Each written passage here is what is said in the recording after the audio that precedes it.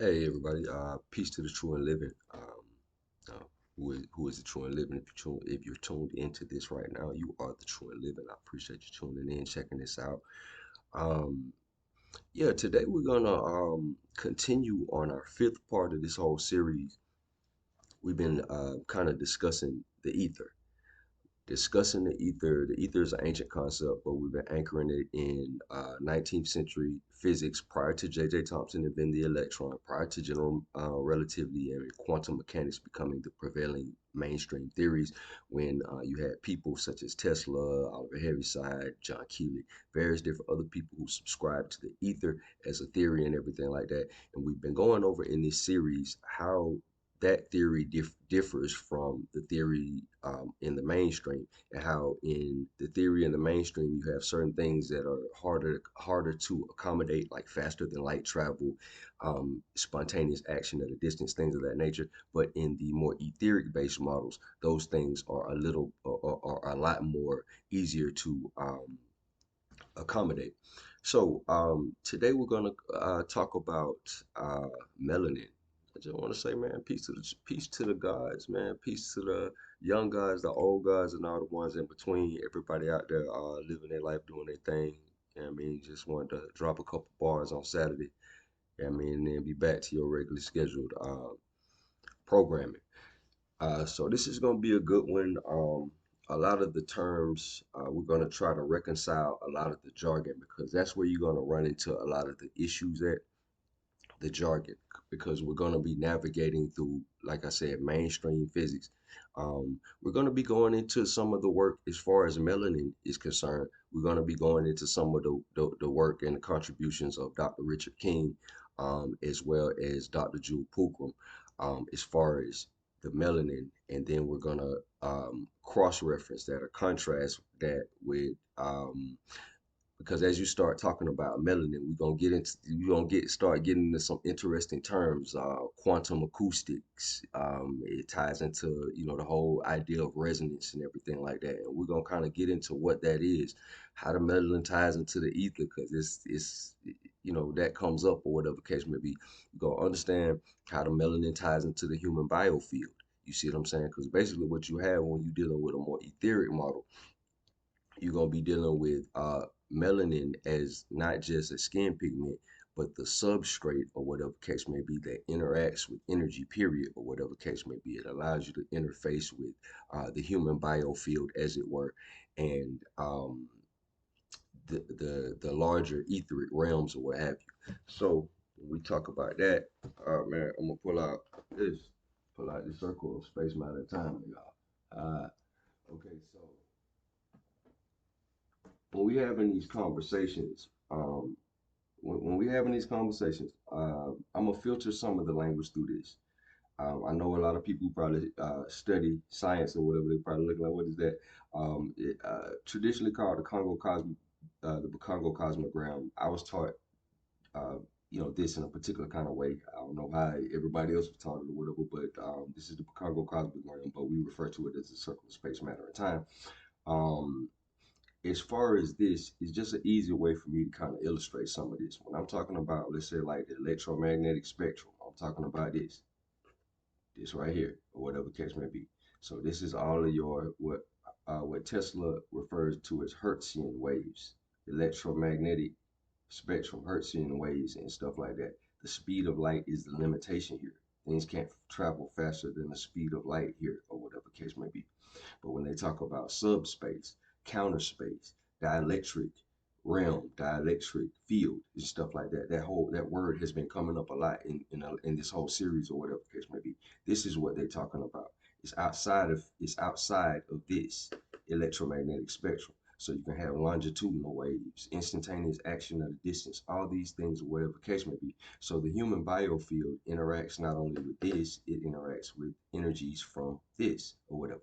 This is the dark matter, the dark energy, and all that stuff like that. If you can read my handwriting, this is subspace, hyperspace. You see the Starship Enterprise, it just disappears, and it warp drive, Mr. Sulu, and it disappears into hyperspace or something like that, or whatever. It's going through this. I think If I'm not mistaken, Ashton Forbes, he was breaking down one time or whatever the difference between a wormhole and a what do you say?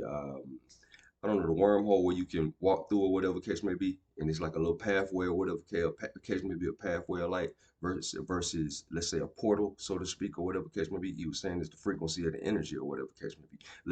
Less energy gives you the pathway to walk through, and more energy gives you that instant portal or whatever case may be. But yeah, that's basically cutting the hole through this. You see what I'm saying? Um, so let's see here, dark matter, dark energy. I'm just giving people terms that they may be familiar with before we get into this. Remember, we're gonna be talking about melanin. We're talking about something that's commonly perceived as a skin pigment or whatever case may be, and how it ties into the human biofield. We've been talking about that field that's emitted by your heart. We did a whole video on that and the science of it.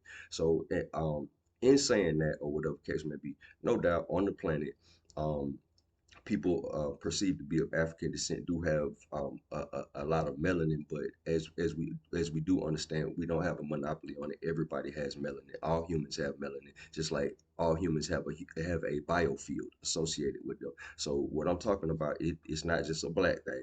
It applies to it applies to humans. Period. You see what I'm saying? So when we get into all that stuff Tesla was talking about, Tesla's dealing with this. You see what I'm saying? He's dealing with dielectricity and in a down to earth way of looking at that. Um, the guy Kim Wheeler, he talks about he has a whole book on this. He talks about this at length. I'm just trying to give the abridged version so this discourse will make sense it's because in this version of physics, you're not dealing with particles as much or whatever case may be. You're dealing with charge, discharge, centrifugal, centripetal, that type of thing. So if you take the example of let's say like a magnet, uh, you see my board, a magnet, north pole, south pole, and then you got what's called the block wall in the center. The block wall is the neutral point, or whatever case may be. The dielectric realm, so to speak, or whatever, the dielectric aspect of the magnet, or whatever case may be, the neutral point, or whatever case may be, the source of the field, or whatever. So just kind of trying to bridge a lot of the jargon, but preemptively. You feel me? Um, so we're gonna get into this. So how we've been doing on this whole series, we've been you know what I'm saying, using AI for good, not evil, out here. So basically I asked the AI the question, could you what is the function of melanin? Um Actually it was a series of questions. But basically it started out, what is the function of melanin as filtered through um sympathetic vibratory physics and etheric physics of Nikola Tesla and everything like that. I eventually added in, including the research of, the Heart Math Institute, various other people and stuff like that, to kind of like, you know, I don't know, add in things that are often not considered in the mainstream viewpoint. So this should be a pretty decent one. I know we were running 8 minutes in just in the intro, but I think you'll kind of get a lot out of this. So this is basically what comes up, okay? Uh, the integration of melanin, sympathetic vibratory physics, and etheric physics with acoustic healing, morphic fields, and Heart Math Institute research in the human biofield. Okay, executive summary. This report explores the intricate relationships between the human biofield and several non-mainstream scientific concepts, the unique properties of melanin, the principles of sympathetic vibratory physics, the theoretical framework of etheric physics, Eileen Day McKusick's acoustic healing methodology. Remember, we're gonna get into quantum acoustics, and they're talking about similar to how John Keely was talking about how he was splitting atoms and everything like that with sound frequencies. So it's getting into that, similar to how Nikola Tesla talks about if you want to know the secrets of the universe, you have to understand sound frequency and vibration. Well, the ether is relevant because that's the base frequency that all the other frequencies come out of. So that's why that's even relevant. So let's keep going. Okay, Eileen Day McKusick's acoustic healing methodology, Rupert Sheldrake's theory of morphic fields. We did a whole video on that.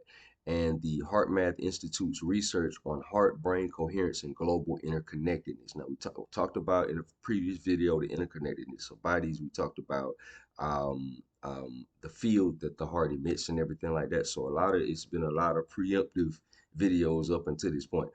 Okay, so the human biofield is presented as a central energetic and informational matrix mediating between the physical body and broader subtle realms. The analysis synthesizes these complex concepts into a unified perspective, proposing interconnected mechanisms that may govern health, consciousness, and the fundamental fabric of reality, while acknowledging the speculative nature of some of these theories and their varying degrees of mainstream scientific acceptance. This report highlights their profound potential to foster new paradigms in understanding life, healing, and potential. Okay.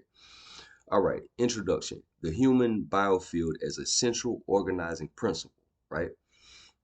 Uh, the concept of the human biofield has emerged and we also know melanin itself is self-organizing. That's another property of melanin. We also know that just space in itself or whatever is self-repairing. It repairs itself. We talked about that when we were talking about geobiology and everything like that, how when chaotic ripples in the ether come up or whatever, it repairs itself or whatever the case may be. That's why when they make an artificial black hole, it can't last that long because nature has a tendency to repair itself. Similar, so you know, um, the concept of human biofield has emerged as a focal point in discussions bringing conventional and non-conventional understandings of health and consciousness. It is broadly described as interacting fields of energy and information that surround and permeate living things. Okay, this is important. Surround and permeate living things because Eric Dollard has this thing. Not just Eric Dollard. He's just one of the people who talks about it more so, but he's not the first person to talk about it. But the idea that um, you know electricity doesn't go through the wires like little BBs like that. Electricity is a field that's surrounding the cord, that's surrounding the cord or whatever. Just like your aura is said to be surrounding your body, something like that. Okay, so let me see here. Uh, it is broadly described as interacting fields of energy and information that surround and permeate living systems. Okay, this definition formally accepted by, okay, peep this. This definition formally accepted as a medical subject heading, MESH term, by the National Library of Medicine. So this is actually accepted in medical science or whatever. It's just like what we were talking about. They're moving from that biochemical model into a more electromagnetic type, electronic type model and everything like that. Okay. Following a 1992 U.S. National Institute of Health (NIH) conference, characterizes the biofield as a massless field, not necessarily electromagnetic, that influences the body. Okay, so let's slow that down. A massless field. So the electron in that idea, from the perspective of Einstein, has a mass. But in Tesla's view of electricity, electricity don't have no mass. And they're talking about the field is a massless field. It's a massless field. It's not necessarily electromagnetic. So it's operating off of all these goodies down here. It's coming out of here. It has access to this. So the human biofield interacts with that. Okay. Let me see here. Um, The biofield is considered a crucial element in various energy healing techniques drawing from ancient traditions such as traditional Chinese medicine, Ayurvedic, Reiki, and pranic healing. It is posited to encompass a spectrum of energetic aspects, including electromagnetic fields, bioelectric currents, and more subtle energy pathways. Beyond its energetic qualities, the biofield is described as inextricably connected with the conscious and the subconscious mind. Like some of the stuff we were talking about in the experiential material. We'll get into the fact that how that's relevant. Once we get into Dr. Drew Pookrum's research, she kind of speaks on how melanin is related to the function of melanin is actually related to how you feel. Yeah. Okay. So healing, it is posited to encompass the spectrums of The spectrum of energetic aspects, including the electromagnetic fields, bioelectric currents, and more subtle energy pathways beyond its energetic qualities. The biofield is described as inexplicably connected with the conscious and subconscious mind, serving as a repository for all memories, right? It is a dynamic entity, constantly changing. So it's not just a field that's being emitted. It's constant. It's a living, flowing thing. Now, this is something that we have no. I know my people. I only believe in what I can see. So this is something that you can't see directly or whatever case may be, but and it's something that you may not even have conscious awareness of or whatever case may be. A person can live and die, not even have conscious awareness of this, but it's something that's there. We can you see it as we gonna get into this. Um, Let me see here. Beyond its energetic qualities, the biofield is described as inextricably connected with the conscious subconscious mind, serves as a repository for our memories. Its dynamic entity, constantly changing, growing, shrinking, and morphing in response to shifting physical, mental, and emotional states. So how you feel affects the projection of your biofield. This energetic field is believed to communicate with the body's energy centers known as chakras and function as a reflection of overall health over time, akin to a personal living library of an individual's experience. So you mean to tell me when an astrologer pulls up your chart and he can go to any year in your life or whatever case may be, and he can look at he can look at your chart or whatever, look at the different planets, tell you how what you thinking at that moment, tell you what you feeling, tell you probably what you going through or whatever case may be. Oh, you telling me that's not that doesn't sound so far fetched no more. That don't sound so pseudo, do it? Okay, so defining the biofield.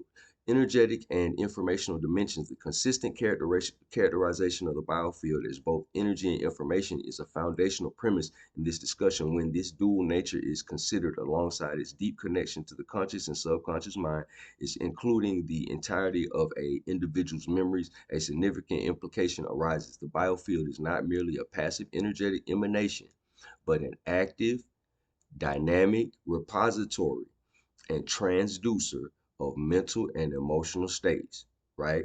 Don't we talk about climbing the lattice videos I got from years ago talking about what is it, stacking awareness, meaning just a term meaning that the operating as if operating with the understanding that the mind functions on various different levels simultaneously. Okay, so the assertion that, okay, let's see here. The assertion that diseases initially affect the subtle body before affecting the physical body further suggests a distinct, direct causative pathway. This indicates that physiological and informational imbalances within the biofield could precede and contribute to the physical manifestation of illness, right? Similar to what we talked about on the geobiology video. We talking about the places that people, the energy of the places that people live can impose their energy on a person and affect their health, right? Okay, consequently, the biofield functions as a crucial psychosomatic bridge, mediating the intricate interplay between mental states, emotional experiences, and physical health.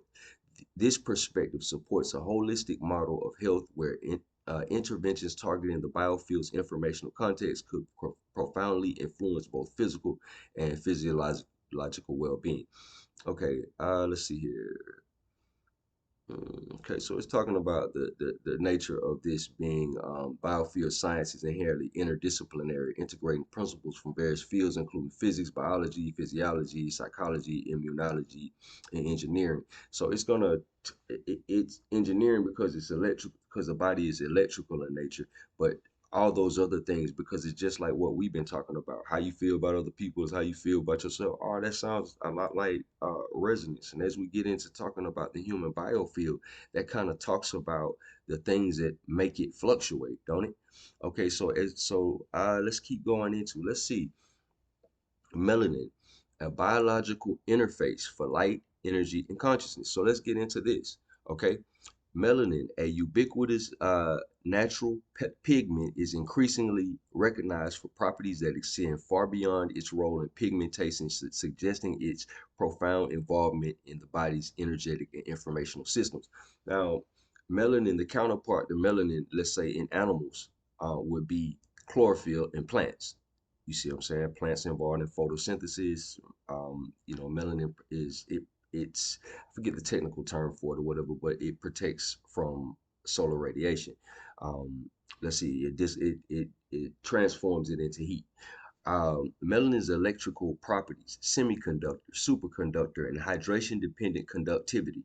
Now, keep in mind when we getting into all of this, we ain't even begun to talk about like Tesla and his views on electricity and stuff like that. We calling melanin a superconductor, a semiconductor, all this stuff like that or whatever. And we're about to get into some the literature of some guys who pretty much that's what they deal with. So let's keep going. Melanin, the most common form of melanin, is scientifically acknowledged for its electrical properties, with research on its conductivity dating back to the mid 20th century. Under specific conditions, it has been shown to conduct electricity with virtually no resistance, classifying it as a superconductor. This superconductivity can be intensified when melanin is combined with other materials such as MgB2, and it can also exhibit superconductive properties independently. For example, in dry melanin exposed to magnetic fields ranging from 2,000 to 9,000 Gauss, right? So furthermore, melanin functions as a semiconductor capable of both inhibiting and promoting electrical flow. Its switching property, okay, switches control the flow of current or what have you. You see what I'm saying? Um, its switching property where it transitions between resistive and conductive states is dependent on the amount of water in its environment. This characteristic is considered a crucial mechanism that follows the backbone of all computers. We have computers. The reason why we can have phones and stuff like that or whatever, because the evolution of the transistor and stuff like that. Um, let's see here. While previously understood as an amorphous organic semiconductor, current understanding suggests that melanin is an electronic ionic hybrid conductor. That's something that similar to what Dr. Drew Pookrum kind of says about it. This implies that we're going to get into in a little bit. This implies that upon water absorption, free carriers, specifically electrons and hydronium ions, are produced, which explain its exotic electrical properties. The dual nature of melanin as both a semiconductor and a superconductor, with its conductivity being highly dependent on hydration and magnetic fields, um, elevates its role far beyond simple pigmentation. Its switching property, likened to a computer backbone. If y'all hear me pause in between this, sometimes I'm thinking of stuff and I'm torn whether I want to interject or not. So that's those where a lot of pauses come from. If melanin can respond dynamically to environmental cues like light and water and transduce these into electrical changes, it implies a sophisticated biological mechanism for interface.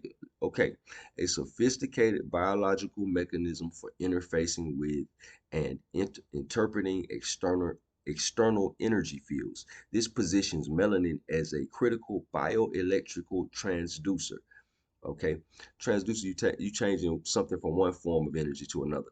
Okay, potentially translating subtle energetic information from the environment in the biofield into biochemical and physiological processes and vice versa.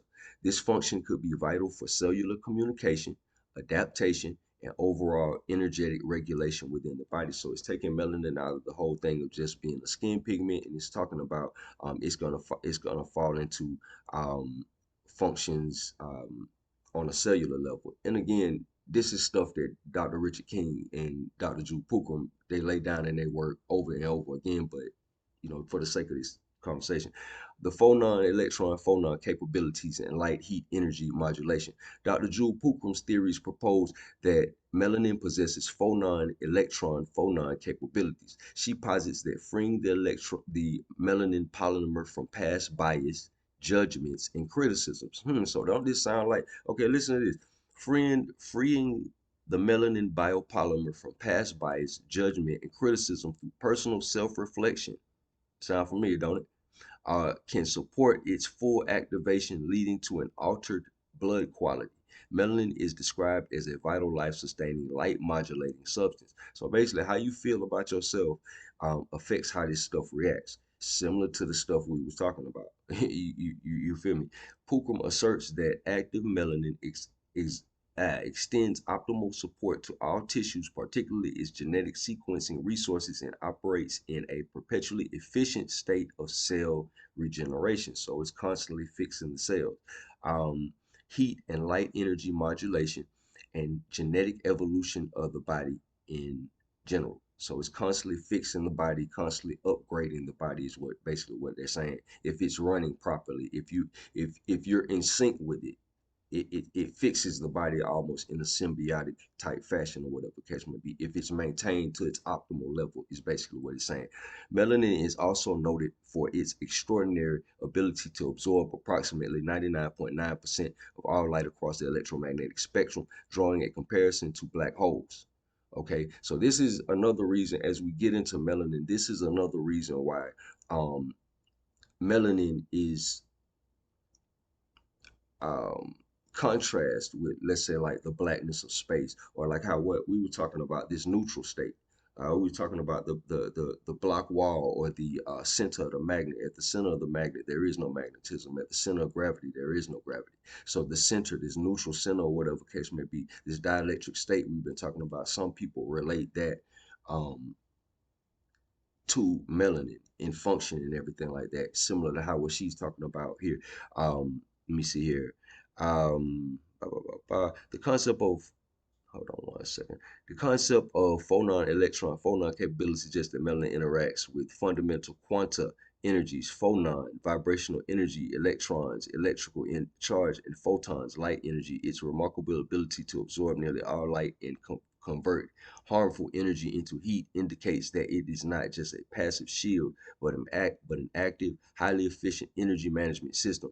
If the process is linked to cellular regeneration, heat and light energy modulation, and genetic evolution, it implies melanin plays a role in bioenergetic processes that extends to the very blueprint of life.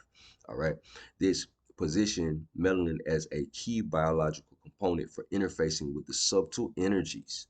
You see what I'm saying? It's looking to be, it's looking like it's the foundational substrate that we interface with energy on. Similar to how we were talking about, if you think about frequency and vibration and all that, the base frequency is whatever the frequency the ether vibrates on, and then all the other frequencies come out of that. Melanin is basically that same thing as far as biological matter is looking like. Okay, so um let's see, this positions melanin as a key biological component for interfacing with the subtle energetic and informational aspects of the biofield, potentially facilitating not just healing, but also evolutionary advancement by modulating energy and information at a quantum biological level. So it modulates life at a quantum level or whatever. This is why people equate melanin with the ether. This is this is why it's equated with the ether because of this. And I just caution people as calling the ether melanin as a blanket term because as you can see, and we having to navigate through all of this jargon, and that can become you can make that confusing. But however, as we can see, it's basically doing the same. It's just like the ether. It functions just like that, or whatever the case may be, on a um, quantum scale. And as we're going to get into quantum acoustics or whatever case may be, it's going to tie a little bit more into that. So neuromelanin and its proposed role in brain function and consciousness. Neuromelanin is a dark pigment structurally related to melanin, found in significant quantities in the specific brain regions, particularly the substantia nigra and locus coeruleus. I know I'm messing up the names, y'all. Excuse me. I'm just a scientist in function. I'm not a documented scientist. I ain't on paper. You feel me? Where its concentration increases with age. Conventionally, it is understood to have a protective function, binding to excess metals and scavenging toxins. Endogenous metabolites. Dr. Richard King's theories propose that neuromelanin in the locus coeruleus is essential for its operation. He links higher melanin levels to superior physical and mental abilities, inner vision, true spiritual consciousness, creative genius, beatific vision, and the capacity to become godlike and to have conversations with the divine. King also controversially connects pineal gland calcification in non-Africans to an inability to produce melanin, which he suggests impacts mental and spiritual abilities. Dr. Pookrum similarly posits that the melanin biopolymer controls all major hormonal, neurological, and all systems responsible for environmental adaptation within the human body. While mainstream science focuses on neuromelanin's protective role, the theories of Dr. Richard King and Dr. Jewel Pookrum extend its function to encompass higher cognitive processes, spiritual consciousness, and human evolution. If melanin is a light modulating substance and phonon capabilities, as Pookrum suggests, the neuromelanin as a specific type of melanin in the brain could serve as highly specialized biological antenna. So we talked about the antenna thing and everything like that. How humans are a walking antenna and we're constantly exposed to frequencies, but this would suggest that we're not just in a sea of frequencies or whatever, or sea of energy, because empty space is not empty. We're interacting with this stuff. Just we don't consciously always understand it because we're not taught this stuff, and um it's not so obvious here or whatever case may be. However, our bodies and our beings interact with this all day long. Let me see here. This antenna would not only process light and electrical signals, but also transduce subtle energetic and informational aspects of the biofield, potentially amplifying or facilitating access to higher states of consciousness, intuition, like what we talked about on previous videos. We talked about Courtney Brown's book, and we talked about a foundational method that anybody can use for a benefit. Um, let's see here. Transduce subtle energetic and informational aspects of the biofield, potentially amplifying or facilitating access to higher states of consciousness, intuition, and even non-local information. Non-local information, like how we talked about, it doesn't just exist in the electromagnetic spectrum. It's operating, it has access to all of this, and this has levels to it. Remember the idea of dark matter, dark energy. It's depth in the ether. It's the good, the bad, and the ugly down there, or whatever case may be. This is the electromagnetic spectrum, or what have you. So basically, what it's saying, it's interacting with energies that are not even currently measurable by modern technology. Basically. Okay, so this implies that neuromelanin is a key biological component for interfacing the physical brain with the broader informational and energetic realms of the biofield and beyond. Okay, playing a central role in the manifestation of evolution of consciousness. The controversial nature of some of these claims underscore the need for careful, nuanced discussion and further research. Okay, sympathetic vibratory physics, right?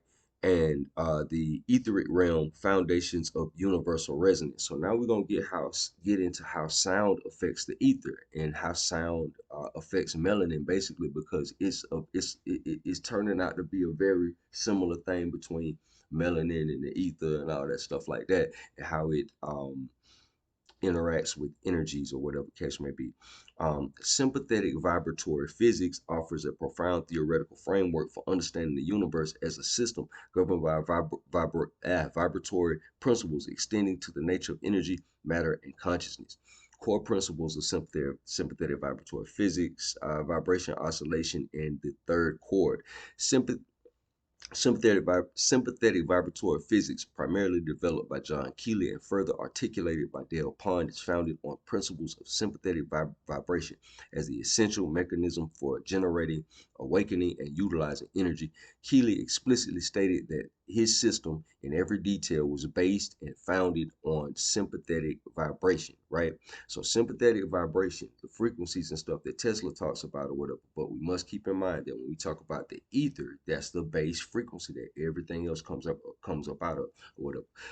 Uh, Pond describes three fundamental modes of vibration that are always co-present and interdependent: longitudinal, straight line or back and forth motion; transverse, shear, zigzag motion, occurring at 90 degrees to the longitudinal; and Rayleigh, Lamb, Love, or vortex waves, circular or vortexian, manifesting primarily as elliptical or apsidial shapes at 90 degrees of the first two. Each of these vibrations forms a further composed of three polarizations, positive, negative, and neutral phases or states. That's the same thing that we were talking about. Same thing that we have been talking about right there. He's just talking about the various different states and stuff like that. He said it's similar to positive, negative, and neutral. So the simplest example of that is excuse me, not a battery, but um, a magnet, north, south, the block wall, neutral. You see what I'm saying? There is no uh, there's no magnetism at the center. Pond describes the three foundational modes of vibration that are always codependent and interdependent. Let's see here. Blah, blah, blah. Okay, Keely famously asserted that the human ear cannot detect the triple chord of any vibration, emphasizing that these triple vibratory conditions are fundamental for polarity, change, and rotation in nature. So, yeah, so he's basically saying, yeah, positive, negative, and neutral. He's talking about he's basically describing that as a triple chord or whatever the case may be. But he's talking about those are foundational states in nature and everything like that. Okay, Eileen Day McKusick's biofield tuning framework identifies a north-south axis in the biofield related to transverse waves. Transverse waves are these Hertzian waves, these electromagnetic field type waves or whatever the case may be, of electromagnetism, and an east-west axis related to the spirit and akasha. The spirit and akasha. So what she's calling spirit and akasha, I don't know, see me, man. Okay, yeah, there we go. Spirit and electromagnetic Hertzian waves, transverse waves, all these different words saying that mean the same thing. All of that up here, and then the akasha and all that stuff like that, translation, longitudinal waves, all that fly stuff that travels faster than the speed of light, all of that. Okay, all right, let's keep going. Okay, Eileen Day McKusick's biofield tuning framework identifies a north-south axis. Okay, we said that this directly resonates with Pond's three modes of vibration: longitudinal, transverse, and vortexian. If the human biofield is dynamic, multi-layered energy system, then the sympathetic vibrational physics provides a theoretical grammar or underlying structural principle for its energetic dynamics. The triple chord concept could explain the multi-layered nature of subtle energies and their interplay within the biofield. This implies that the biofield is not merely an amorphous field, but possesses a precise vibratory geometry that can be understood and influenced through specific resonant frequencies, right? Okay, so making SVP a crucial theoretical underpinning for acoustic healing modalities. Basically, what they're saying um, is that based on that, um, they can probably based on the understanding of melanin, how it functions with the human biofield and everything like that, um, they could figure how different frequencies affect the human biofield in different ways, and they could pinpoint healing modalities for specific illnesses, like by using frequencies and sound and stuff like that. You see what I'm saying? So that's the purpose. So that's the purpose of even bridging this stuff. Like a lot of the stuff we've been talking about, some of the more esoteric stuff on other videos. Now we into like a lot of the science heavy stuff. That's the point. Bridging this so it can actually be functional and work. So scalar waves, longitudinal potentials, and their non-Hertzian nature. Non-Hertzian is chaos sphere. And I don't mean, and when I say chaos sphere, I'm not saying that as in it's something bad. I'm saying that's the stuff that travels faster than the speed of light on the circle of space, matter, of time. The example that we gave. Okay. Um, Now it's interesting as we read this: scalar waves, longitudinal potentials, and their non-Hertzian nature. So when they start describing scalar potentials and everything like that, and they talk about you put two counter fields together and it creates a neutral field or whatever that doesn't have that kind of just sits there like the temperature in the room or whatever. And when certain frequencies or emotions or something like that act upon it, it has a response and everything like that. What brings me to the mind, it brings me to the mind, astrologically speaking, when they talked about the planets as spheres, not as rocks in the sky spheres, but the sphere of Mercury, the sphere of Venus, the sphere of Saturn, and all that, as in they were concentric bubbles inside of one another.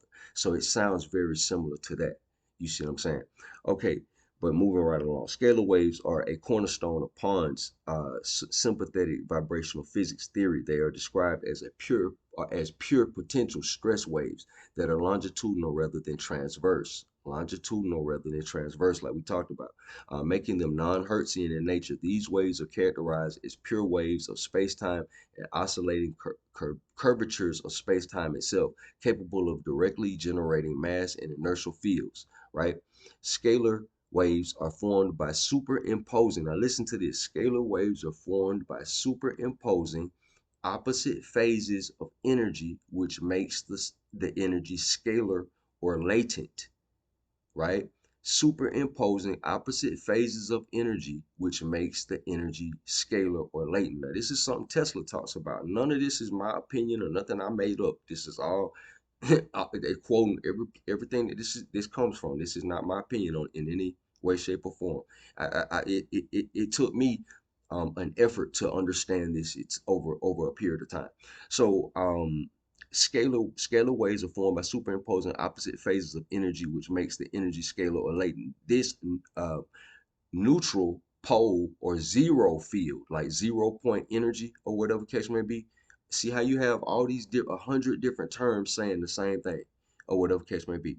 Okay, so neutral point, neutral pole, or zero field, pure potential condition. Pure potential condition is talking about this same stuff. It's talking, it's talking about this same stuff in all this wonderful coded language. you know. Um, so no, no, 1 second. Yeah, the neutral pole or zero field, dielectric field. Okay, pure potential condition contains pure vibratory energy and potential, neutralized, latent state, which can be awakened by acoustic modulation. So it's in its latent form, but it can be awakened by acoustic modulation. Like how we said earlier, they posit that the biofield is a scalar like field or whatever case may be, but it's awakened by certain frequencies or whatever case may be. When I'm talking about the planet spheres and stuff like that or whatever, and I'm saying, that sounds kind of funny like that. Those sound like scalar potential, scalar fields or whatever. Okay, Nikola Tesla's work is also linked to scalar energy. We're talking about people who got patents. Now, this ain't my opinion. I don't want nobody to say it's pseudo, man. This for my non-believers, man. You know what I'm saying? We rock with y'all, y'all know my non-believers. But this is a guy with patents. So y'all get mad at him. Don't get mad at me. Okay, Nikola Tesla's work is also linked to scalar energy described as non-Hertzian fields, okay, that may potentially influence biological systems, right? Similar to how we were talking about geobiology. Okay, Tesla's systems of wireless energy transmission emphasize longitudinal wave energy transmission, which he believed was significantly more efficient for power transmission than conventional traverse electromagnetic waves. Its scalar waves are pure potential stress waves of space-time and are inherently non-Hertzian, meaning they have the potential to travel faster than the speed of light. They're not on the electromagnetic spectrum. They represent a form of subtle energy that operates beyond the conventional electromagnetic spectrum. Given the human biofield is defined as a field of energy and information, scalar waves could serve as a fundamental informational substrate of the biofield, right? So the biofield may be a scalar field, basically what he's saying. Okay, their latent nature, capable of being awakened by acoustic modulation, sound. You see what I'm saying? Provides a theoretical mechanism for how acoustic healing might influence the biofield as a profound informational level rather than just a superficial energetic one. This implies that by influencing these scalar potentials, the sound acts upon the field. Okay. Um, let's see here. Uh, This implies that by influencing scalar potentials, healing modalities could directly access and repattern the informational blueprint of the body, potentially explaining profound and systematic therapeutic effects that are not easily explained by conventional biophysics. The doors of the church are open. That's what we've been saying this whole time, or whatever. If you explore it through the lens of a different set of physics or whatever, a lot of this stuff that's pseudo becomes less pseudo. And really, like I said, Tesla viewed Einstein as being pseudo. He viewed people that believed in electrons as being pseudo. So that was pseudo to him. Okay, so the ether concept, a primordial medium for energy and information transfer. We run in 45 minutes. We still got a little bit to go, got a little bit more to go, but I hope it's been interesting thus far because it was interesting putting it together. So the ether concept, a primordial medium for energy and information transfer. The concept of ether, while largely dismissed by the mainstream physics after the Michelson-Morley experiment, they're going to throw that in there, remains central to certain non-conventional theories of energy and consciousness. Eric Dollard, contemporary electrical engineer, treats the ether as a unique phase of matter distinct from solid, liquid, gas, and plasma. He considers it a primordial substance that embodies the fundamental electrical phenomena. Electricity is the ether in a state of polarization, positive pole. Because remember, we're dealing with charge, discharge, centrifugal, centripetal. You see what I'm saying? Um, he considers it a primordial substance that embodies the fundamental electrical phenomena. Electricity is ether in a state of dynamic polarization. Magnetism is ether in motion, and dielectricity, the neutral state, is ether under stress or strain. Dollar controversially argues that electricity does not flow through wires, but rather in the space around wires, like how we said in the beginning. Um, when I when y'all looking at my crude drawing right here, okay, let's say what do you say? It does not flow through wires, but rather the space around wires via the ether, with conductors acting primarily as reflectors of electromagnetic energy. Huh, that's interesting. We was talking about the feedback loop. But that'll we'll let that one fly for now. um, yeah, the feedback loop in self to self is what I mean. How there's a feedback loop between the observer and his environment. So it's of a reflective nature. We talk about that a lot in the divination for the experientials are called reflections. So that's quite interesting. We'll just table that for now.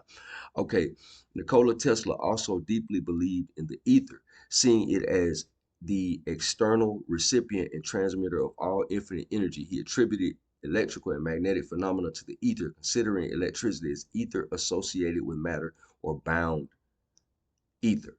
Tesla's worldwide system, he predicted on uh, it was predicated on transmitting electrical energy through the earth and atmosphere, using the earth itself as a giant electrical conductor. And he referred to the transferred charges as radiant electricity or ether gas. Yeah, because the air on the surface of the planet would be like a conductor, and he was talking about the center of the planet would be of a dielectric nature. Um, if the ether is a primordial substance that pervades all space and from which all electrical and magnetic phenomena arise, it provides a compelling theoretical framework for a universal medium of energy and information. The human biofield, described as an interacting field of energy and information that surrounds and permeates living things, can then be conceptualized not as an isolated entity but as a localized, dynamic interaction within this larger universal etheric matrix.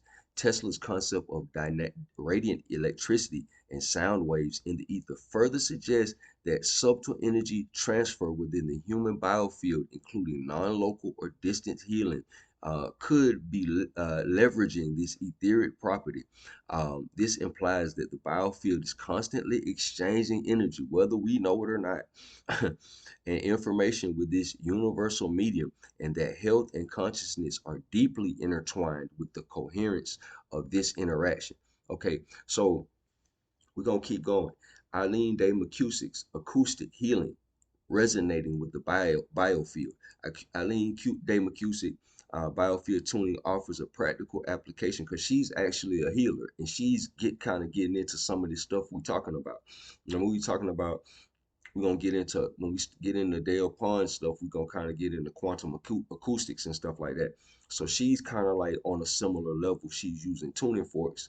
I know I've quoted her book numerous times, but she's using tuning forks to I don't know, probe the human biofield, um, align the human biofield. You see what I'm saying? Kind of explore it or whatever case may be. So it's the same thing that they're talking about, a latent potential, a scalar field like Tesla's talking about. You see what I'm saying? That's kind of like the temperature in a room. It's neutral. It just sits there, or whatever case may be, until it's acted upon by a particular frequency or whatever case may be, right? So Eileen Day McKusick's biofield tuning is a sound therapy modality that employs tuning forks to locate, identify, and resolve energetic imbalances in the electromagnetic field that surrounds the body. Practitioners utilize their trained perception to detect areas of resistance and turbulence in the client's energy field, simultaneously listening for subtle shifts in the overtones and undertones produced by the activated tuning fork. When such a turbulent or dissonance, similar to how we were talking about um, um, in the geobiology, how the earth, everything that applies here applies to the earth in some format. It may be a kind of different way or whatever case may be, but it's a similar thing. The earth has a field as well, or whatever case may be. Let me see here. Okay. Mm, okay, when yeah, like I was saying, the Earth has points of discord or dissonance in its harmonic grid and everything like that. It's a similar thing that she's talking about. When such a turbulent or dissonant area is encountered, the tuning fork is held in a specific spot, and the stagnant energy causing the imbalance is pulled toward the body's midline. A core component of her work is the Biofield Anatomy Map, a compilation of McKusick's over 20 years of clinical observation. This map correlates different areas of the biofield with specific time periods and types of memories, right? Because how we talked about before, this field stores memories or whatever case may be. A compilation of McKusick's over 20 years of clinical observation. This map correlates different areas of the biofield with specific time periods and types of memories. For instance, information found at the outer edge of the field, approximately 5 feet from the body, is said to relate to gestation, birth, and early childhood, while information closer to the body represents current or recent experiences. The detailed biofield anatomy map, which links specific spatial locations in the biofield, different periods in a person's life and the storage of memories and trauma, represents a profound conceptual advancement. If the experience of trauma produced pathological oscillations in the biofield, then the biofield functions as a dynamic spatio-temporal record of an individual's entire life history. What? A spatio-temporal record of an individual's entire life. So that's why that lady at church can look at you or touch your hand or something like that and tell you, baby, don't go over there, don't do this, that, and third. I know you be in trouble right now, whatever case may be.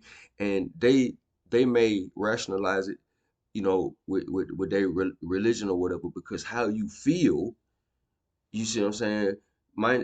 Despite what the nuts and bolts of the technicalities of the scriptural things or whatever case may be, whether it, you know, whoever believes in it or not, as long as you believe in it or whatever case may be, it strengthens this stuff, or it makes this stuff function better or whatever case may be. This stuff meaning the melanin, and with the melanin, it's a substrate for receiving non-local communication and information or whatever case may be, right?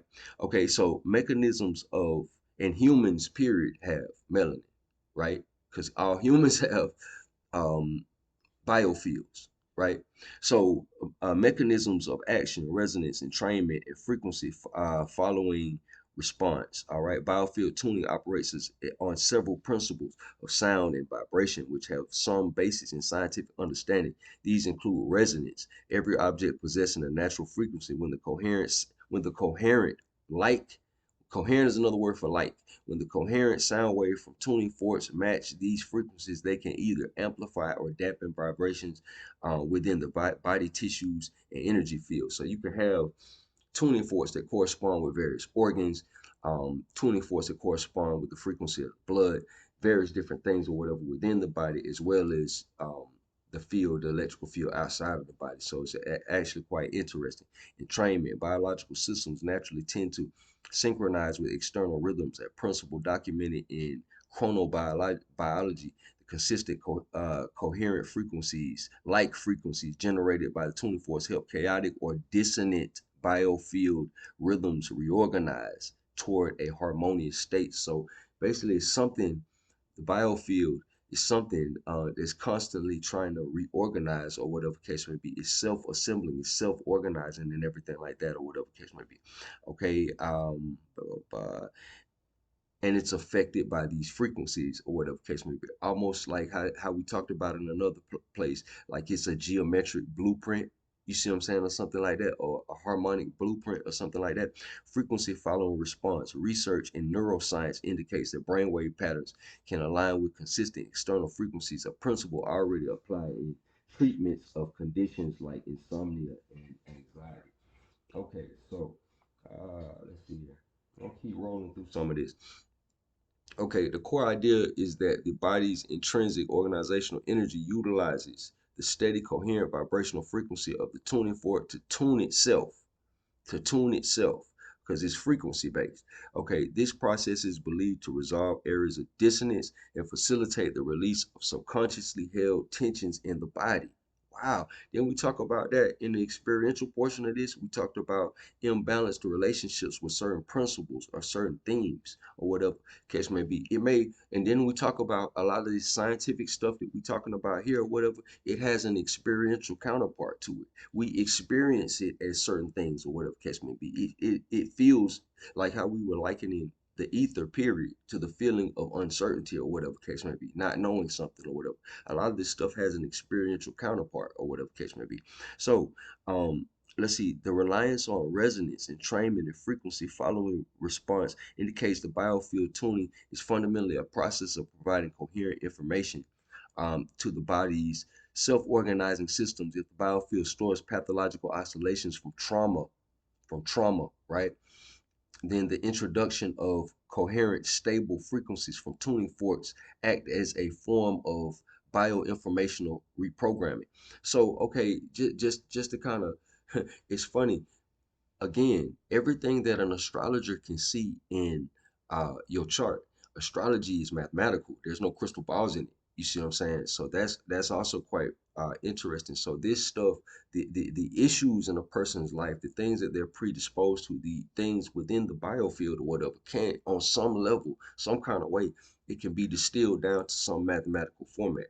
That is interesting. And again, I say that because an astrologer can, the same stuff she's describing, your traumas, your memories, all the stuff that's supposed to be stored in the biofield, an astrologer can see that in your chart. Interesting.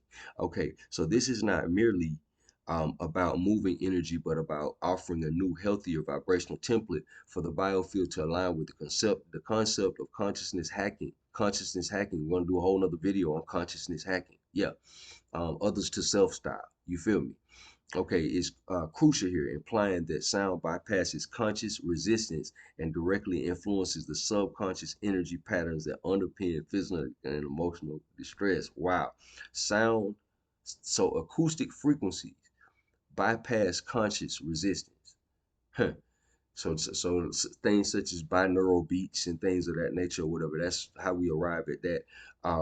This same thing right here. Okay, conscious resistance and directly influences the subconscious energetic patterns that underpin physical and emotional distress. This positions acoustic healing as a powerful direct medium of communicating with and reorganizing the body's subtle informational architecture, potentially leading to deep and lasting change. So that is interesting. Okay, the role of water in the body's inner electrical environment in acoustic healing. McKusick's work emphasized the body's inner electrical environment where protons and electrons separate along membranes to create charge layer analogous to tiny batteries, and how this environment can be powerfully influenced by sound vibrations. It is suggested that life processes occur too rapidly to be solely explained by molecular diffusion. Instead, molecules interact through electromagnetic resonance, right? Molecules interact through electromagnetic resonance is very similar to tuning forks, right? So there's a frequency to that. Huh? And there's a resonance to it, similar to how we were talking about morphic resonance in the previous video. Okay, the explicit focus on the body's water content and its role in creating charged layers, right? All right, so hold on one sec. The explicit focus on the body's water content and its role in creating charged layers aligns directly with melanin's hydration dependent electrical conductivity. Back to melanin. Okay, if water facilitates these electrical properties and molecules interact via electromagnetic resonance, molecules interact via electromagnetic resonance. Okay, then the structured water within the body's cells and tissues could be a critical medium for the propagation and reception of biofield information and acoustic vibration. So the sound frequencies within the molecules, in between the molecules, the biofield even operates on the intermolecular level and everything like that. Let's see here. Then the structured water within the body cells, and because if you get into Dr. Sebi's stuff, he talks about the interstitial fluid or whatever, or cleansing the cells and stuff like that.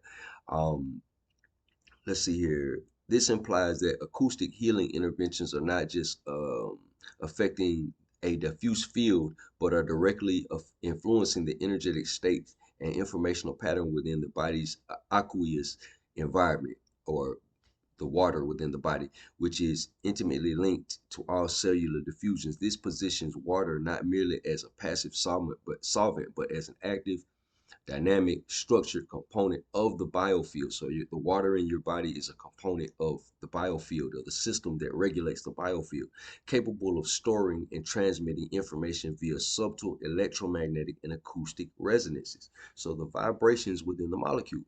Okay, I'm gonna get into Rupert Sheldrake stuff. Okay, Rupert Sheldrake. Uh, his theory of morphic fields, collective memory, and formative causation. Now, this is going to be interesting, because this is going, when we get into morphic fields and stuff like that, this is going to expand the biofield out. Because remember, we talked about the field that the heart emits and everything like that. That's like the core of what they call it, the human biofield and everything like that. He expands it out and talks about, let's say, that a resonance between people, collective fields for groups of people who have a common origin and things of that nature, or whatever catch may be. So here we go. Rupert Sheldrake's theory of morphic fields introduces a radical perspective on how form, memory, and behavior are organized in nature, proposing a non-physical influence that complements conventional scientific explanation, defining morphic fields and morphic resonance, non-physical fields of memory. All right, very similar to what she was talking about with the human biofield, and her experience over 20 years of doing that type of work, or whatever case maybe, how memories are stored in the individual field. So he's going to talk about more collective.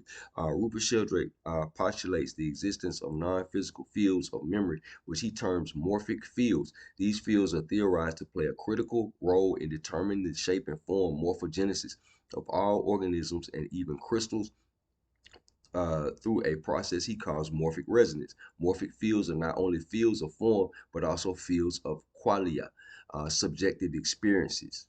They're not only fields of form, they store memories in them. Okay, Sheldrake describes them as objective, autonomous realities, akin to electromagnetic fields, but distinct in their nature, akin to electromagnetic fields. So similar to what we understand this to be, but they probably come from down here. They're not field. They're not in the electromagnetic spectrum. You see what I'm saying? Okay. let me see here.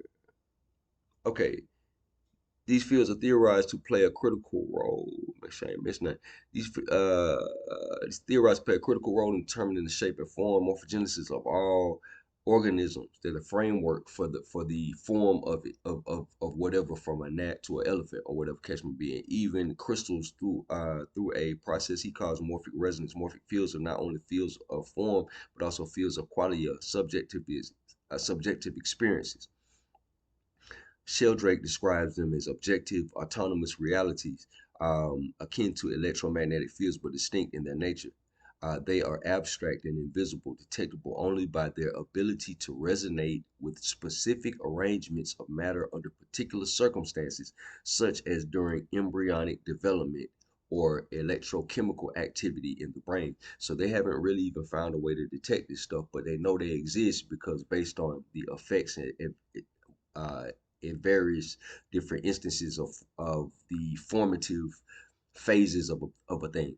The concept that morphic fields determine the shape of an organism in crystals and contain memory is a radical departure from conventional biology gene-centric view of development, right? So basically what we running into over and over again, um, we're running into things that can't be explained because basically we've reached the limit um, of what the mainstream model of physics has to really offer.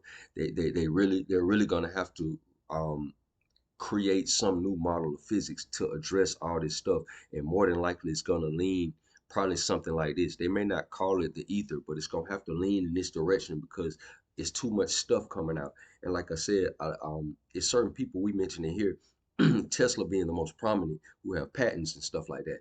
There's technology based on the stuff I'm talking about. This is not. See, if I would have read all this 30 years ago, somebody would pseudo me to death. But at this point, we're in 2025. There's technology based on this stuff. So ain't nothing about this pseudo. You see what I'm saying? Okay, so this shifts the understanding of biological form and function from purely material reductionist to an interplay between matter and non-physical evolving informational fields. All right, habits of nature and the environment, the evolution of forms and behavior. A central tenet of Sheldrake's theory is that the information within the morphic field is shaped by habit. Then we say habits or patterns. Then we say that the information in the morphic field are shaped by habit. Then we talk about how to break habits and stuff like that. The importance of we talked about it kind of from a perspective similar to that with the symbols, patterns, and principles and all that. Okay, this means that organisms tend to look and behave in certain ways largely because previous organisms of their kind have done so in the past. This challenges the conventional scientific dogma of eternal, unchanging laws of nature, proposing instead the laws are more akin to, evolving habits of the universe itself. Morphic resonance provides the mechanism by which these habits develop and endure, suggesting the existence of a collective memory from which all members of a species draw to which they contribute. Okay, don't humans don't I can't remember who says it. It's either Sigmund Freud or Carl Jung, but they talk about one of them talks about a collective memory of mankind or whatever the case may be. How it may be a particular demographic or community of people or what have you that how we talked about you can apply dream interpretations to waking consciousness or whatever. Well, a particular symbol or something might mean a specific thing to a certain group of people. So in their symbolism or whatever, it means this. In America, we like the dragon in Western culture is different than the dragon in, let's say, like Chinese culture or something like that. You see what I'm saying? It's a different mindset or whatever. So if a Oriental person sees a dragon or whatever, it may mean something good luck or something like that. If somebody in I don't know another part of the world sees a dragon or whatever, it may mean something more ominous or something like that. So he's relating stuff like that also to, let's say, like these fields having a collective energetic framework or what have you. Okay, so this implies that the individual human biofield is not isolated, but is nested within and influenced by these larger morphic fields. This implies that the individual human biofield, like how we just talked about, is not isolated, but is nested within the and influenced by larger morphic fields. So your dream about a dragon it is based on the cultural framework that you sitting in as far as the field is concerned. And I do whatever I want to do. No, you don't.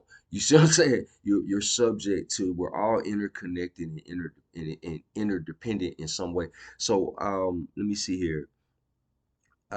Healing and personal transformation, therefore, might involve not just individual biofield adjustments, but also a resonance or repatterning within healthier, more optimal habits stored with the morphic field of the species or even broader universal patterns. This opens up the possibility of non local influence on biological systems where learning or healing in one individual or group could subtly influence others through morphic resonance, right? Peace to the true and living. Ain't we, that we talking about? Suggesting a mechanism for rapid, widespread adaptation evolution, all right? Non-local memory and its implication for brain function and consciousness. Sheldrake's theory posits that memories are not solely stored as material traces within the brain. So how we had a whole video about your mind is not in your brain. You see what I'm saying? Okay, but are encoded in the morphic field, right? Thereby transcending the limitations of time and space, right? Remember how we was talking about Tesla was talking about things don't travel through time and space, they travel through the ether. Remember we kind of had that when an individual recalls a past event, it is theorized that resonant patterns of activity in their brain tune in the corresponding segments of the morphic field, granting access to these memories. So that sounds like the Akashic records or something, don't it? It sounds like kind of like what Courtney Brown was talking about in his book. You see what I'm saying?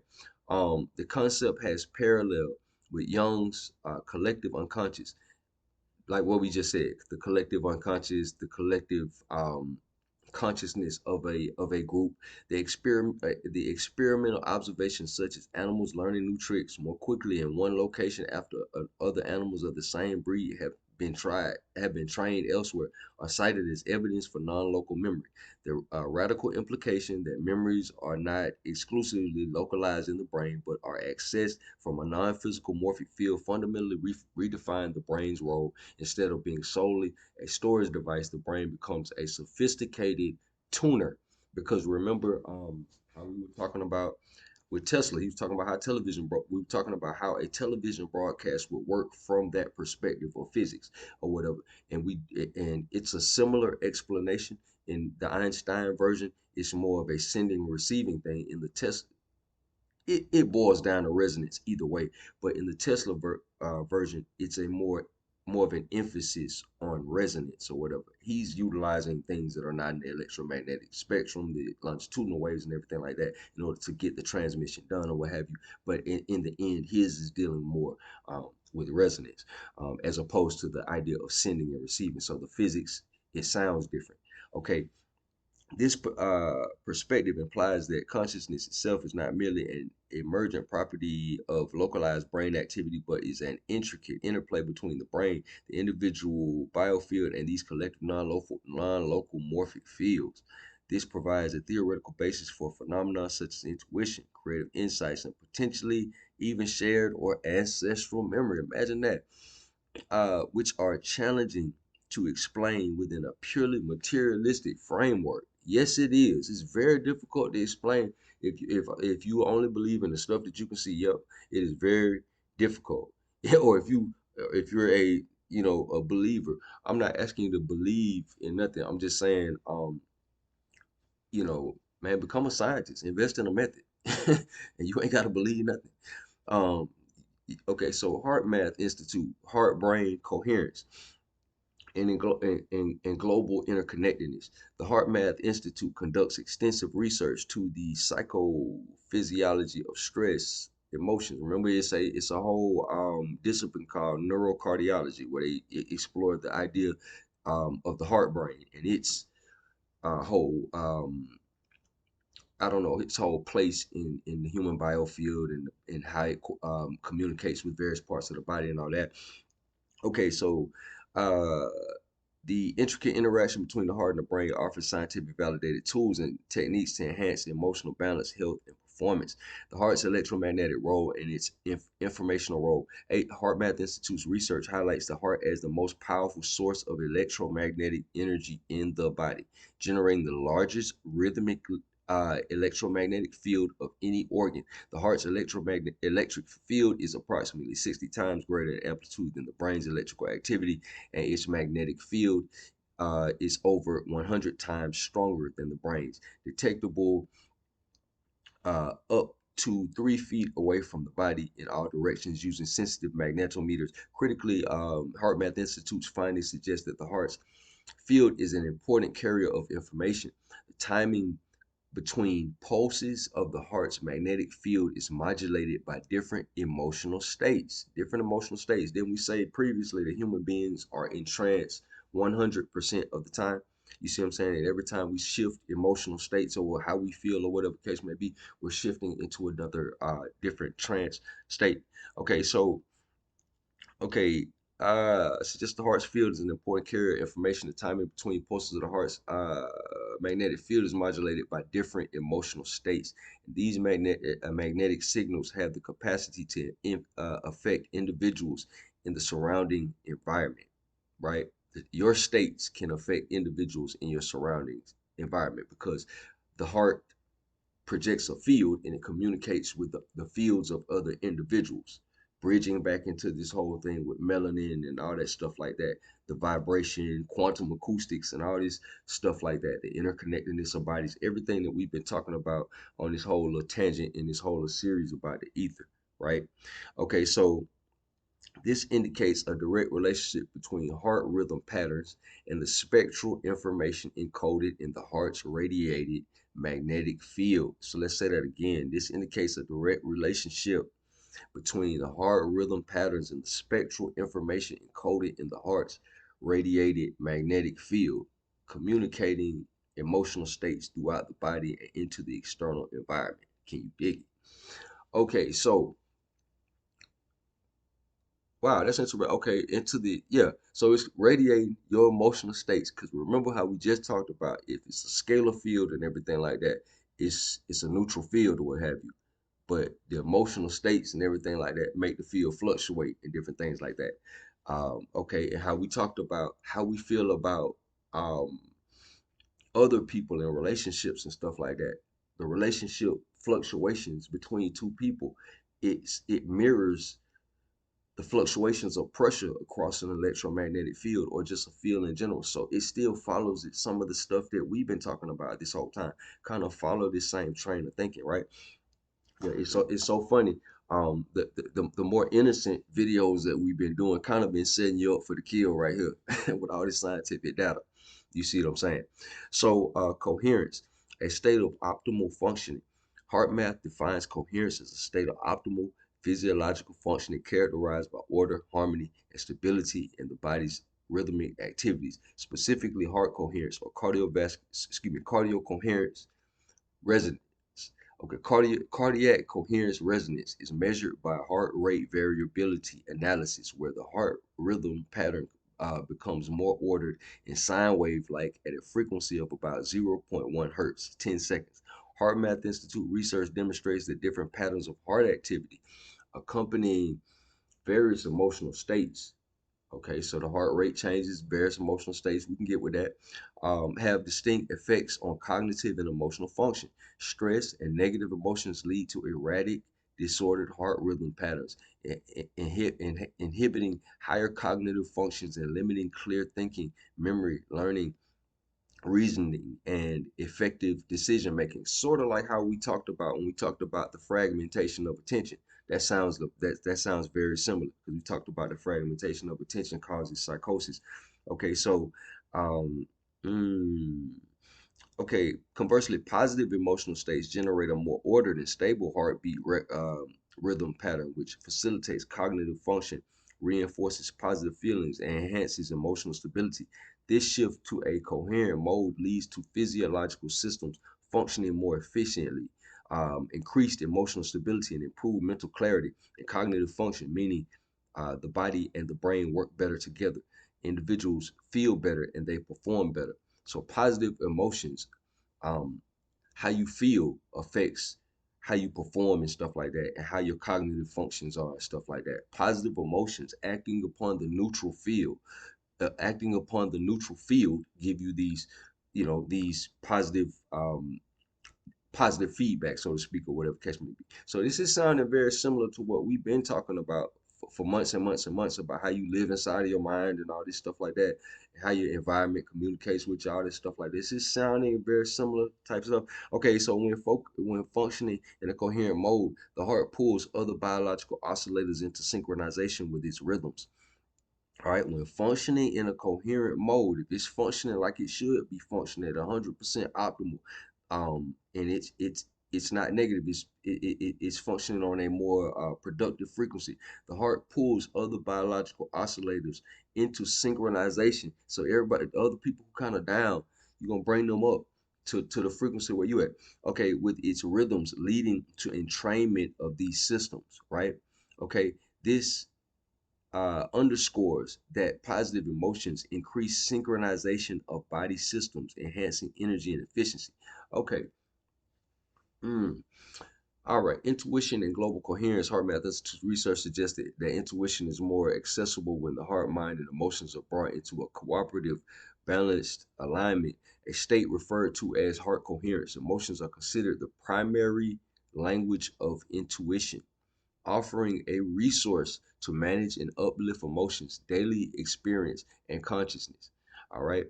HeartMath Institute identifies different types of intuition, including implicit learning, rapid unconscious association of current input with past experience, and insight, a sudden solution to a problem after a period of subconscious processing. So, various different levels of awareness as far as um, experience. Beyond individual coherence, HeartMath Institute's global coherence research explores the interconnectedness of all life on Earth, including the planet itself. And we talked about that in the geobiology piece, about how living on the planet, we interact with the field of the planet. Like I always cross reference astrology in this a lot. That's one of the three things that astrology is going to ask you, where you're born at, because the geo coordinates matter. You see what I'm saying? Um, the findings suggest that individuals can contribute to harmonizing the global energetic field for an uplift in collective consciousness. Yeah, that's what we said in the previous video with the prayers and stuff like that. People singing bowls and chanting and all that stuff like that. It affects the frequency on the planet. It evens out or balances out those discordant frequencies in certain areas. Okay, so conceptual integration, unified perspective on energy, information, and consciousness. All right. Various concepts explored: melanin, sympathetic vibratory physics, etheric physics, Eileen Day McKusick's acoustic healing, Rupert Sheldrake's morphic fields. HeartMath Institute revealed profound interconnectedness when viewed through the lens of the human biofield. These interconnectedness suggests a unified framework of understanding the intricate interplay of energy, information, and consciousness. Let's get it. Okay, universal language of vibration and resonance. All right, a profound, and I know this could have been probably about 4 or 5 videos, but we want to go ahead and kind of lay this down real quick and kind of get this over and done with, so we can kind of move on to the next thing. Once we lay this one down, then we can kind of move on to the next thing. Everybody be, our hearts and minds will be clear. You feel me? Okay, so universal language of vibration and resonance. A profound commonality across all these concepts is that central role of vibration and resonance as fundamental principles governing reality. Vibration and resonance. Ether being the base frequency as far as um, you know, on a universal level, melanin on a biological level being kind of like the base substrate, that energy that we interact with energy on. Okay. Um, Sympathetic vibratory physics explicitly frames the universe in terms of vibratory motion and the principles of sympathetic resonance as the key to energy manifestation. Eileen Day McKusick's acoustic healing directly applies coherent sound vibrations from tuning forks to induce resonance and entrainment within the human biofield. So she's basically working out the discordant areas and training the frequency back, because it's based basically what, like how Rupert Sheldrake was saying, it's a template to the form and everything how it's supposed to be or whatever. So when it gets unhealthy or whatever case may be, that's a divergence from its original template. So she's using the tuning forks.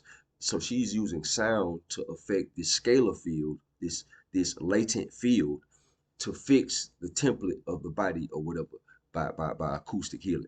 Okay, so let's see here. Heart math concepts of heart coherence involve heart coherence involves the heart pulling other biological oscillators into synchronization. Let's see, through entrainment, creating a harmonious sine wave-like rhythm. Rupert Sheldrake's theory on morphic fields operates through morphic resonance, where forms and behaviors are influenced by past patterns. Even melanin electron phonon capabilities imply interaction at a quantum vibratory level. So melanin interacts at a quantum vibratory level.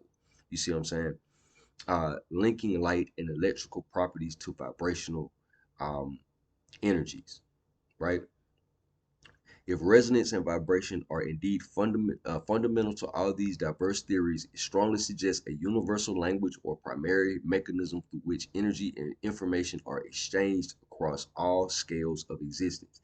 This ranges from the subatomic levels, phonons within melanin, through the biological, the human biofield and its response to acoustic tuning, heart coherence, to the collective and universal morphic fields shaping species and the ether as a pervasive medium.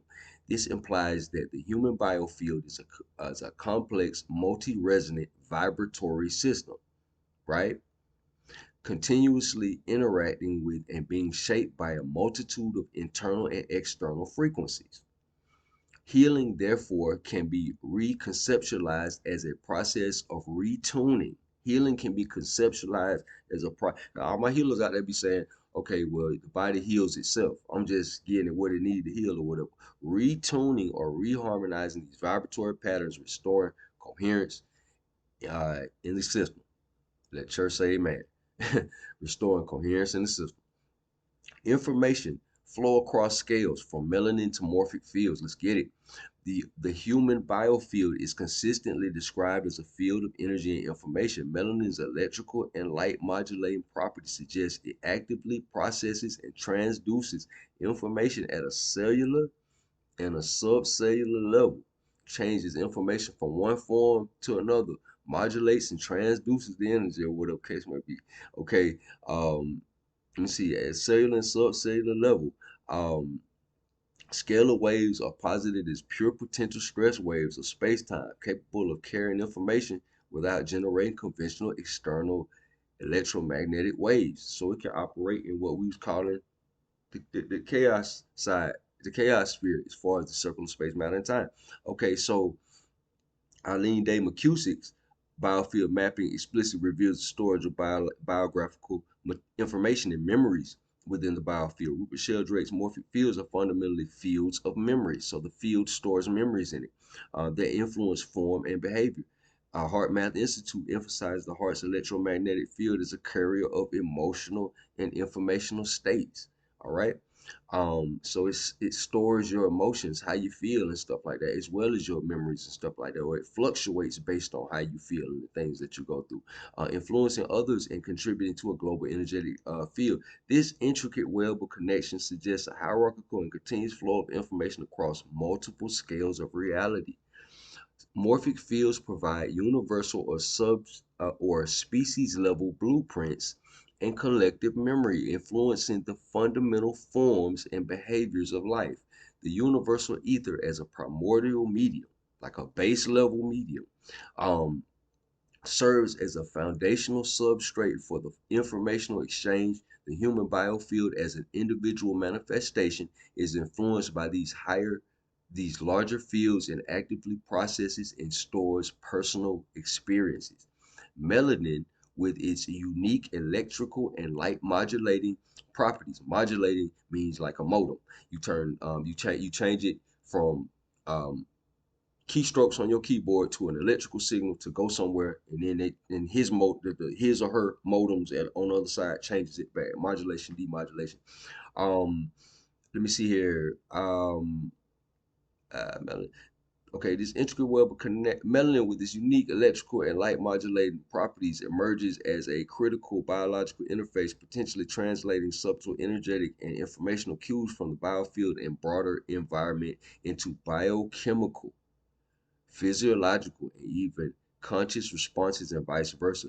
This creates a continuous multi-scalar informational network. Scalar. Whenever you hear scalar, think when I'm talking about the circle of space, matter, and time, think the chaos spirit, all that stuff like that. When I'm saying the chaos spirit, that's just the name of it as far as the circle is concerned, how I was taught it.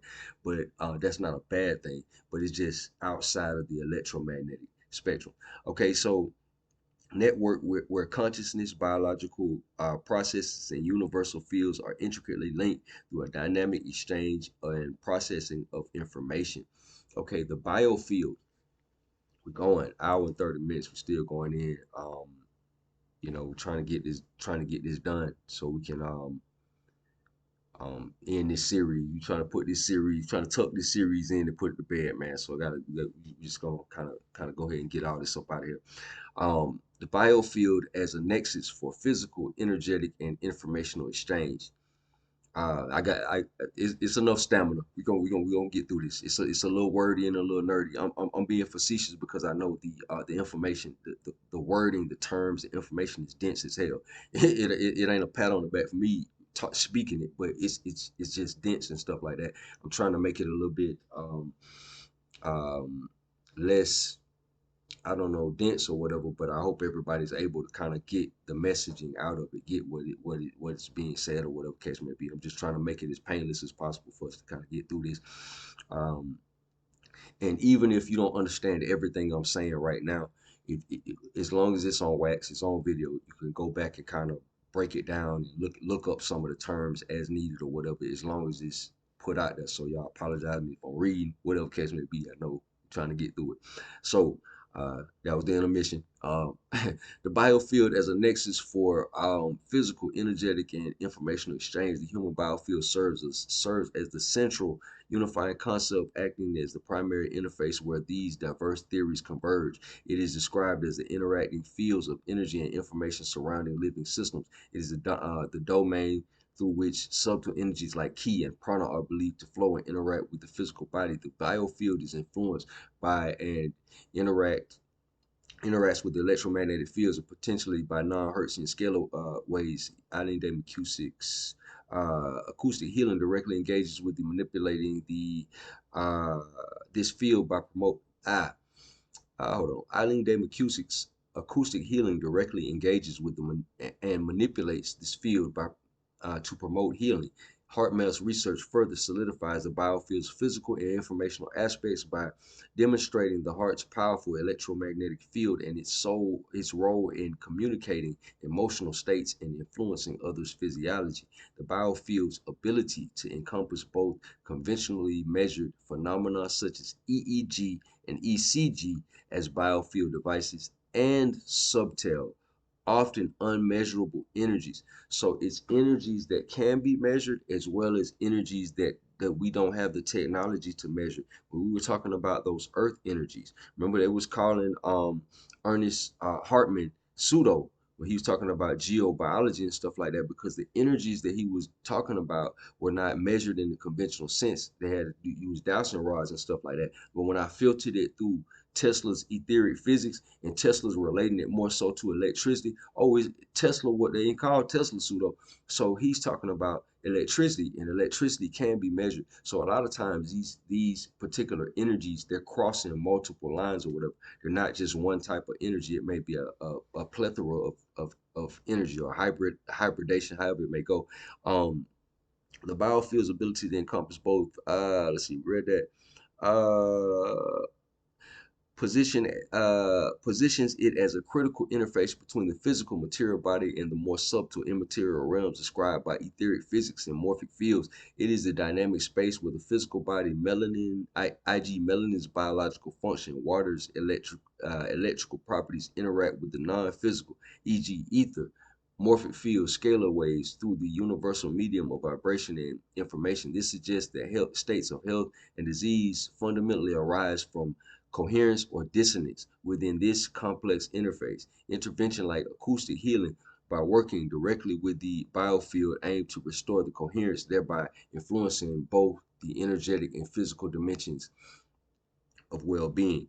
Okay, synergies. Let's see here. Making sure. 1 second here. We'll get through that. We're nearing the end of this um discourse. Synergies in healing and consciousness expansion. When viewed collectively, these integrated concepts point toward profound new avenues for understanding and fostering human healing potential and evolution. Biofield therapies are explicitly designed to stimulate healing responses and address energetic imbalances. Melanin is theorized to support cellular regeneration and genetic evolution, and linked to spiritual consciousness and inner vision. Sympathetic vibratory physics offers a theoretical framework for manipulating fundamental vibratory energies. Rupert Sheldrake's morphic field suggests a mechanism for collective learning and the evolution of forms and behaviors across species. Heart math Heart mass research demonstrates how cultivating heart coherence enhances emotional stability, cognitive function, and intuitive intelligence, contributing to an uplift in collective consciousness. The synthesis of these ideas constructs a powerful, albeit speculative, model for human self optimization and a broader understanding of life. If melanin serves as a biological transducer of subtle energies and light, if the biofield accurately records and expresses our energetic history, if coherent sound can effectively repattern and these energetic informational fields, if the heart's coherence can influence physiological and mental states, and if universal morphic fields influence our biological forms and behaviors through collective memory, then intentional engagement with these principles can facilitate profound healing, accelerate learning, and expand human consciousness. This framework moves beyond merely treating symptoms to addressing root energetic informational imbalances, potentially unlocking latent human capabilities, and even guiding a conscious self-directing evolutionary process. It suggests a future where humans actively and intelligently interact with their own biofield and broader energetic environment for health and innovation. Now, you see all of this. Now, if I can find this, this can be found just in the public domain and stuff like that. I'm sure, and you know, I, I, I'm I'm a scientist in function, how I think or whatever case may be, how I function or whatever case may be. But I'm undocumented. I don't have no, these cats got PhDs and master's degrees on the wall and stuff like that, and millions of dollars of funding, endless funding. So I'm only I can only imagine what the military has come up with. I can only imagine what the people who really get to delve into this stuff kind of privately and kind of just go crazy with it outside of the purview of the public and everything, because the ways of the scientists is unknown to the public. Only God knows. 50 years and a couple million, couple billion in development of certain levels of research in this direction. Only God knows what individuals can come up with. Okay, integration of these diverse concepts into a coherent scientific framework presents significant challenges, primarily due to the varying degrees of acceptance within the mainstream scientific paradigm. So basically, what it's gonna tell you in this last little portion or whatever, um, it's just basically talking about it runs into problems because it don't line up with mainstream physics, because mainstream physics is more so oh man mainstream physics is more so focused on this electromagnetic spectrum. Most of the stuff we've been talking about, it bleeds into this. When we talk about the ether, you're going to get more into this than this. This is inefficient. The physics um um, of general relativity and quantum mechanics, for the most part, it's addressing this. It mathematically addresses this. Mathematically, it knows it's there, but it doesn't know what it is, what it can do, how to use it, or whatever case may be. It's mostly addressing this. So when Tesla's talking about all this stuff, scalar potentials, all of this stuff, it's just, and this is not an up and down thing or whatever case may be. This stuff exists in and around us at all times or whatever case may be. All of this exists inside of this anyway. But all of your stuff down here is, just remember, faster than light. Star Trek, counter space, subspace, all that stuff like that. The blackness of space, all that stuff like that. Uh, 0 point energy, vacuum energy, the vacuum, as far as quantum mechanics is concerned. All of that right there. Dielectric, or dielectricity, the neutral point, the neutral, scalar, neutral. You know what I'm saying? Just, those terms are synonymous with down here, because what's gonna happen is when you start actually looking some of this stuff up, you're gonna hear all those terms, and and you're gonna hear about 20 terms that's talking about the same thing, just like how we just talked about in this discourse or whatever case may be. It's gonna sound real confusing, but over time, hopefully some of this helps. The circle of space, matter, and time. You know what I'm saying? It's similar, to, let's say, like the Kabbalah tree of life or whatever the case may be. So if you rock with that model a little bit more, that might help you understand this stuff a little bit more. Let's see here. Progress in this bridging conventional and non-conventional scientific paradigms process in progress in this interdisciplinary domain requires finding new understandings of how measurable forces produce effects and continuing to uncover more subtle behaviors of conventional forces in places where they have not previously been sought. This is just an evolution of scientific tools and perspectives.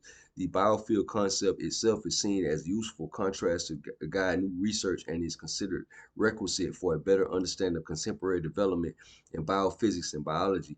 This highlights its potential as an organizing principle for future scientific query. All right. Implications of holistic healing, human potential, and new physics. New physics. This is what you keep running into when we discuss this stuff. They can't disprove it because, you know, like I say, I like this is orbiting around Nikola Tesla. Tesla has patents on stuff that we use to this day. It bridges into Dale Pond and Keely and all the other ether physics and stuff like that. So it somewhat validates ether physics, and so it shows you, uh, Tesla himself as a scientist shows you that this stuff is valid science because he got inventions. So when they try to call it pseudo, if you have other scientists or whatever that are basically saying the same thing that Tesla's saying or whatever case may be, like John Keely in another way or whatever, you can't call him crazy if this guy ain't crazy.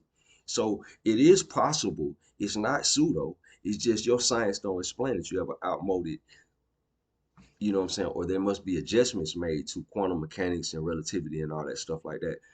This wasn't, um I don't know, they say it was, the ether theory was debunked, but as you can see, the ether theory is how we've been getting through all this. We've been kind of getting it off the ether theory in this particular demonstration.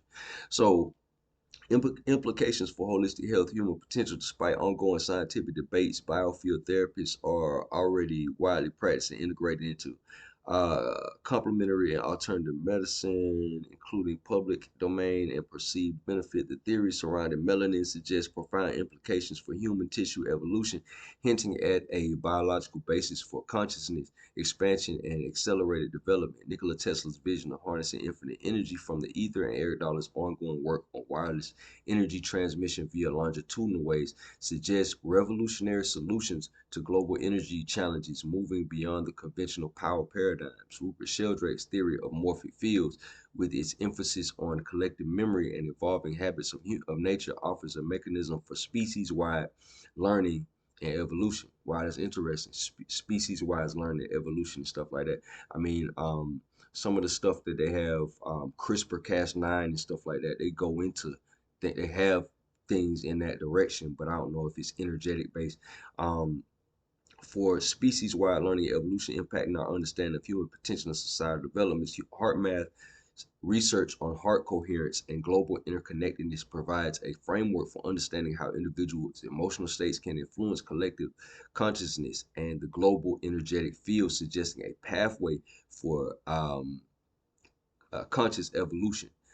The collective implications of these integrated theories extend far beyond individual health to encompass societal transformation and evolutionary trajectories. If melanin is a biological modulator of genetic evolution, if free energy from the ether is indeed accessible, if collective memory influences the development of species, let's see here.